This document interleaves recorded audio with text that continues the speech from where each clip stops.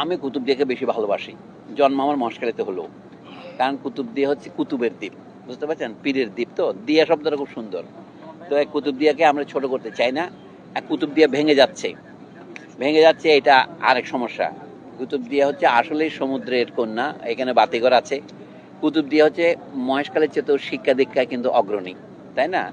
কুতুবদিয়ার সাথে যোগাযোগ বেশি মহেশখালীর চেয়েতেও। মগনামার কুতুবদিয়ার যোগাযোগ চকরিয়ার অন্যান্য অঞ্চলের পেকুয়ার যোগাযোগ, সেই দিক থেকেও আমি মনে করি ওখানেও ফেরিঘাট হওয়া উচিত।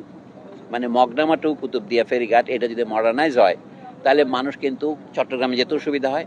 আসল কথা কি জানেন, ব্রিটিশ আমল থেকে কক্সবাজার টু চট্টগ্রাম কিন্তু স্টিমার পথে যোগাযোগটা ছিল অনেক বেশি আপনার ব্যয় সংকোচ করার মতো যোগাযোগ ব্যবস্থা, সেটা উঠে গেল কেন? এটা চলে গেল বাস সার্ভিসের জন্য।